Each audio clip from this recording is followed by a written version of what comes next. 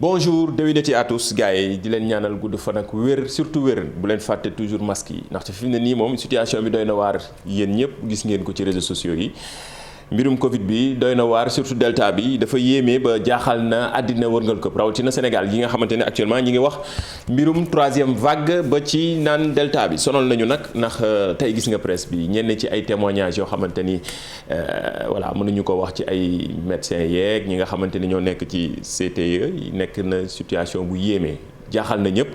ba fi mu ne nii nag moom médecins yeeg ñëpp a ngi génn di def ay alerte vidéo yeeg gaa yi ngi koy partagé audio yi gannaaw ba ñu vérifié gis nañ ne am na vidéo yu am solo yoo xamante ne ay médecins wala ñoo xamante ne seen xam-xam màcc na ci mbir mi yéey nañ ci yàbbi fi jamono toll baax na aussi ñuy gën a ñaax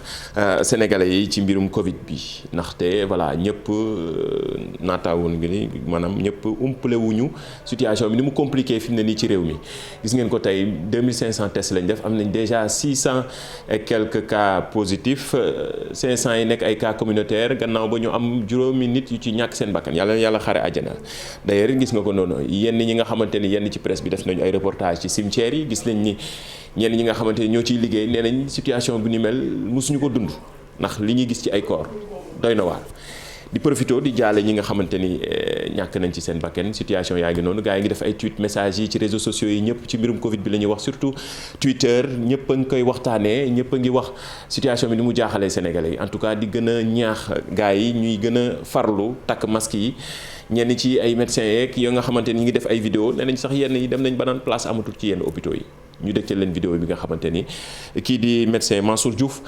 def na ko ñëpp a ngi koy partage ci réseaux sociaux yi. situation bi am Sénégal actuellement nii situation bi garaaw na jéggi na tayoo nit ñi hôpital amatul place nit ñaa ngi wër fu nekk place ay ñoo xamante ni feebaru coronavirus bi moo leen sonal trop yàgg nañ leen ko wax ba léegi gis ngeen may alerté symptômes yi ngeen am ci kër yi ñii naan damaa grippe ak grippe amul ci jamono bii booy boobu leer seen bopp képp ku fi waxu grippe xamal ni feebaru Covid moo la jàpp lii dama koy wax sama baat ca kaw képp ku fi am symptôme nga naan ay grippe ak benn grippe amu fi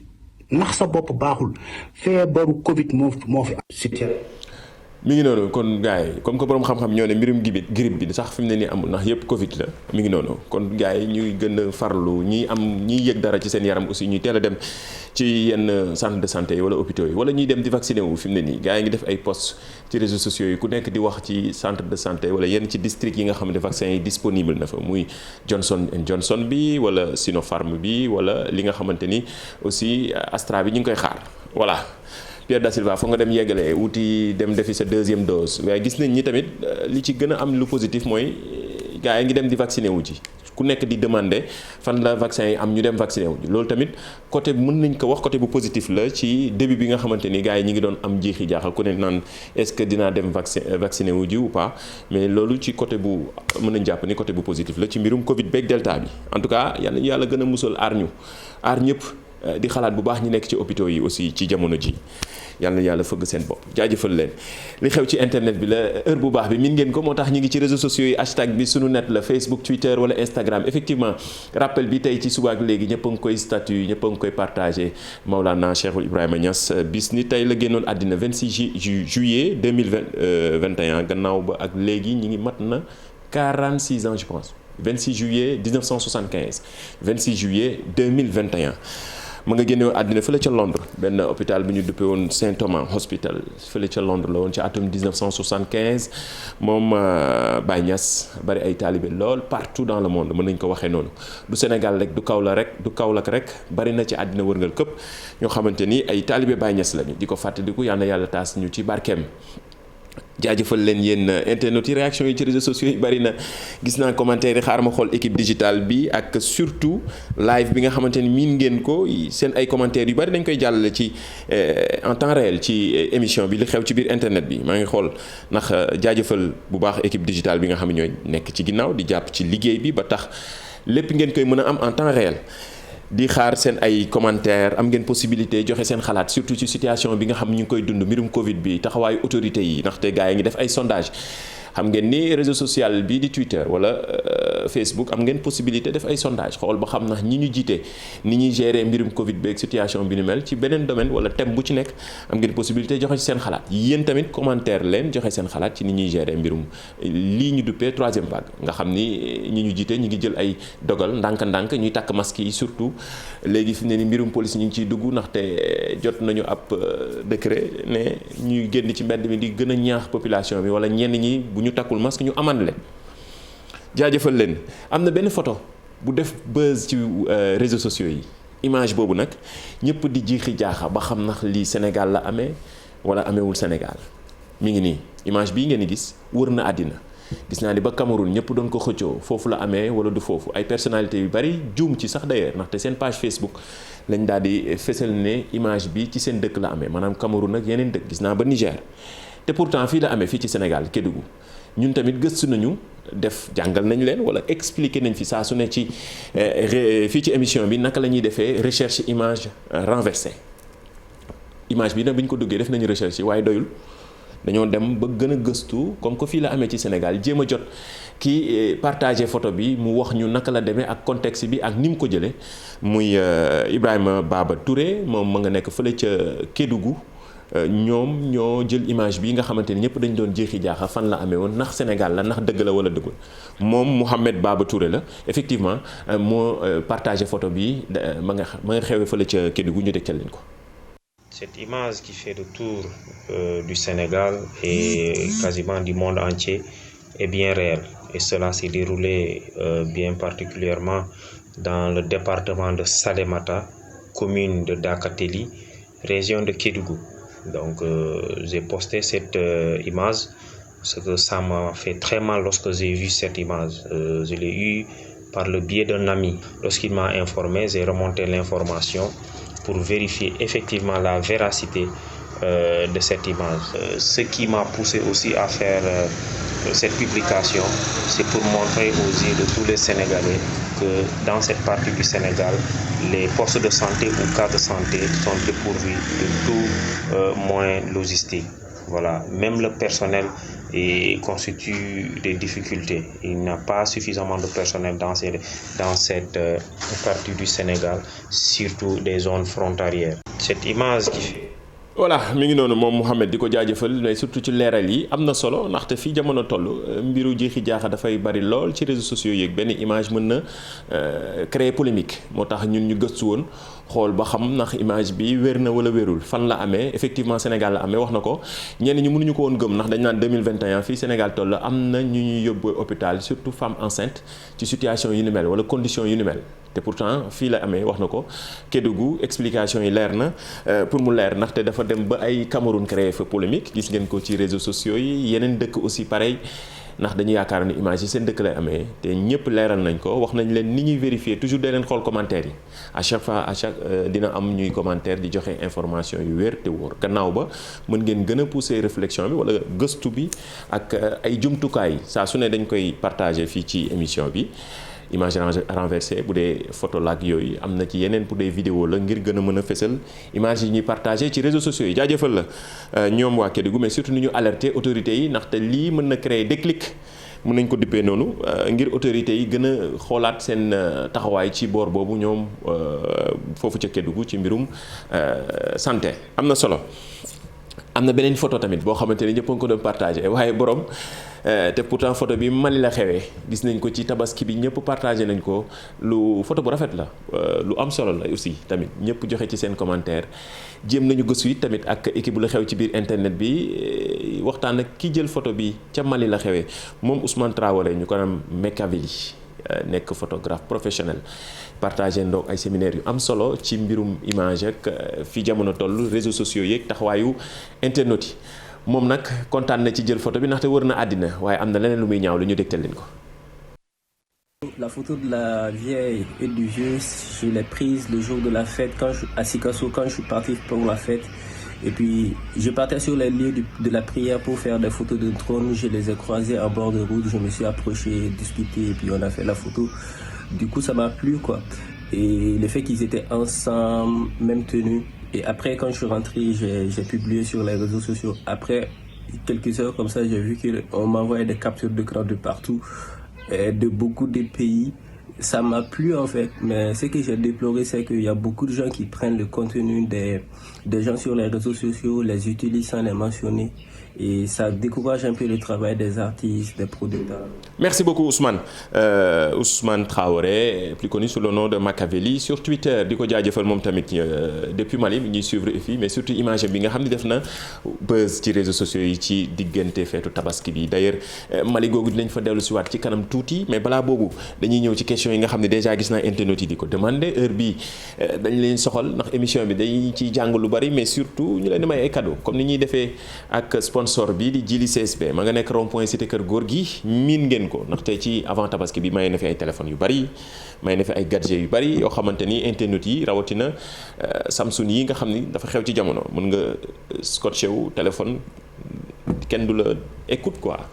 Pegasus amul kenn du la mën a écoute dafa xew bu ñu demee ba léegi mbirum téléphone day tiital président yi. gis ngeen la xew France ak logiciel espion bi nga xamante ne dafay espionner yenn ci téléphone portable yi diggante France ak Maroc. bu njëkk ba wax naa ko chaque jour guerre yi nekkatul jël bomb sànni dëkk ak dëkk, léegi ci mbirum données la saa su ne dañ koy partager fii ak ay borom xam-xam. léegi nag mbirum réseaux sociaux yi dafa bari, moo tax seen commentaires yi yu ci bari mën nañ ci choisir question yi nga xam dañ ko fiy poser. ngeen joxe réponse yi ñu yóbbu leen ci Jili CSB ma nga nekk rond-point cité Kër Góor gi. am na image bu ñu fi bàyyi woon bàyyi fi nekk image cachée. Voilà réponse bi effectivement Serigne Babacar Sy Mansour xalif général des Tidianes. gis nga ci commentaire yu ci ba ëpp ci internet yi wax nañu bis bi mu ganee àddina ni mu nekkee 7e xalif Tiwaawan, nekk koo xamante ni ku ñuy bàyyi xel la, surtout taxawaay yu am solo yu muy def ci taalibe yi, mais Sénégal wërngal këpp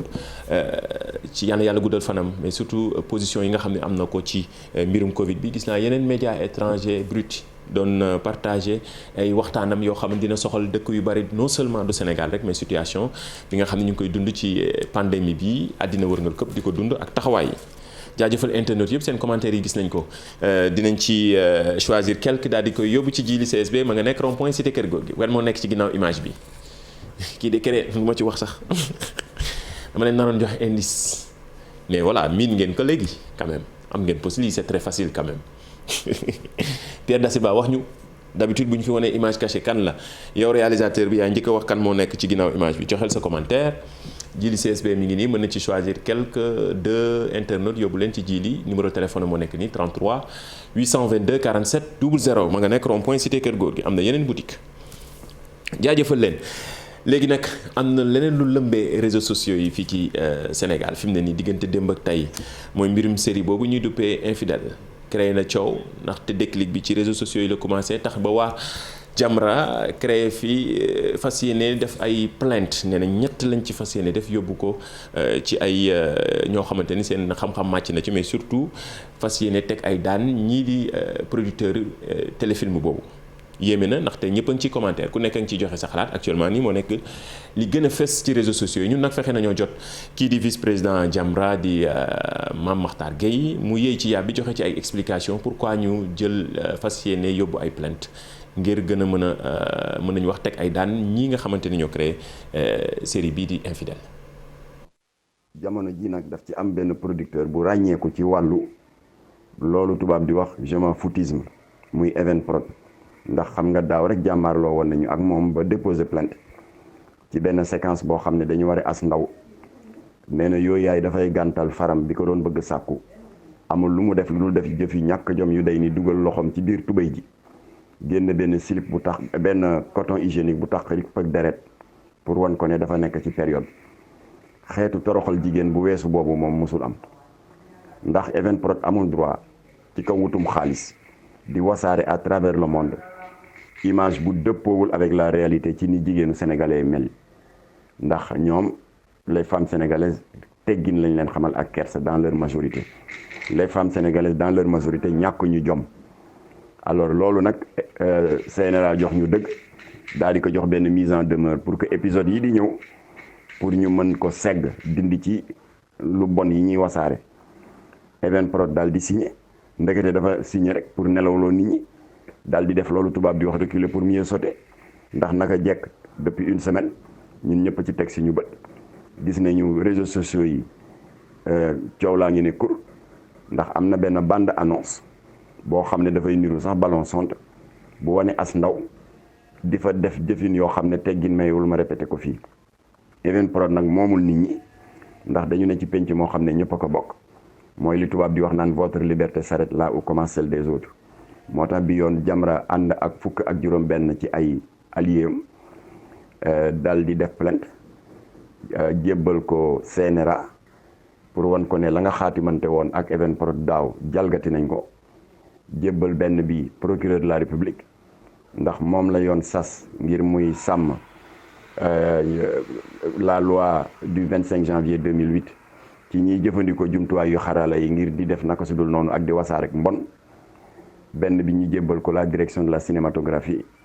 ndax moom dafa jébbaloon producteur yëpp benn note circulaire pour fàttali leen ne yoon sas na leen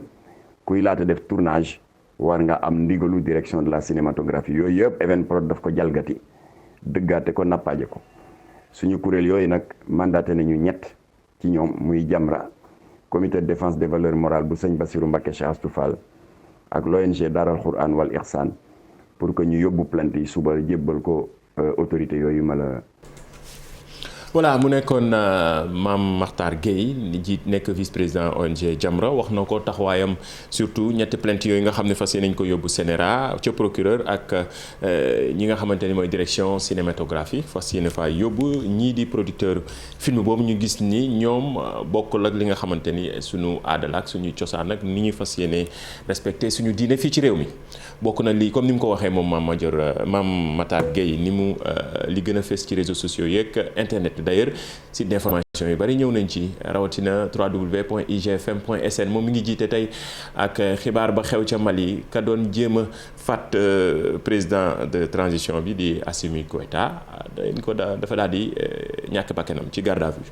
d'ailleurs vidéo yi nga xamante ni scènes yi ni mu demee ba niñ ko jàppee def na buzz ci réseaux sociaux yi diggante tabaski beeg léegi ñu dégtalaat leen ko ngeen xool.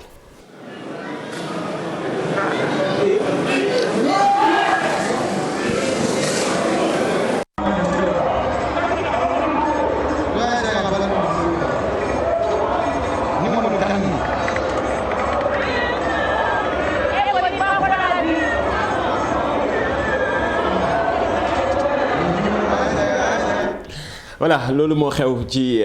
réseaux sociaux yi ak internet bi bari na vidéo yi nag def na buzz lii moo xew ca Mali actuellement ak xibaar bi nga xam ni jot nañ ko moo di ko doon jéem a faat président bi moom dafa faatu ca garde à vue ab communiqué la waa nguuru Mali daal di def partagé ko ci réseaux sociaux yi vidéo yaa ngi nii ak ni mu ko doon jéem a faatee ca ba ñuy julli tabaski la woon. am na leneen benn internet bu ma envoyé léegi ne ma xanaa duñu wax ci mbirum fédération bi ma ne ko kay xanaa gisul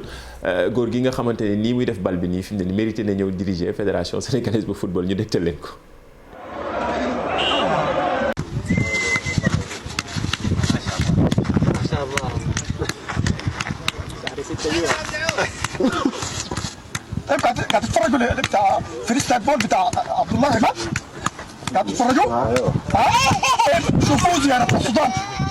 talent du réer noo toll boo amee 100 ans da ngay boo xasee ba am talent sa talent moom rek moom nga yor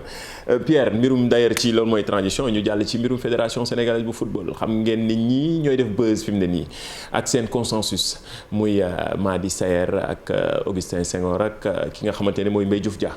ñoom ñëpp nag fas yéene ba mu des fi mu ne nii pour le moment ñi ngi xaar ba xam mais Madi Touré mais ñeneen ñëpp ñoom fas yéene ñoo bootu ci gannaaw Augustin ngir mu jiite waat fédération sénégalaise bu football.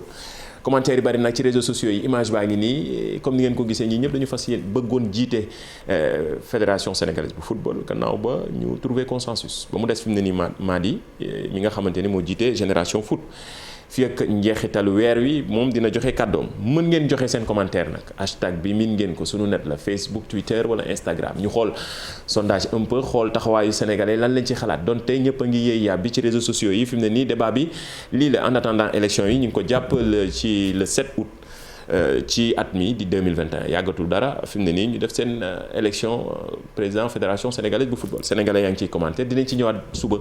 incha allah d'ailleurs ci kàddu yooyu lañ leen daal di tàggoo jox leen dig daje ba suba ci beneen numéro li xew ci biir internet bi hashtag bi miin ngeen ko sunu net la Facebook Twitter wala Instagram am ngeen possibilité même bu émission bi jeexee ngeen continuer commentaire waaw ci lépp lu nga xam ne waxtaanee nañ ko fi bari na ci ay sujets yu ñuy partagé fii yéen internautes yi yéen a ñu koy tagué wala yéen a ñu ci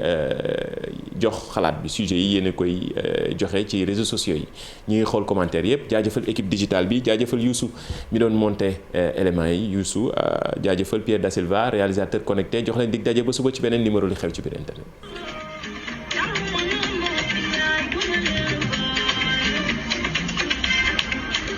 Atau yang betul.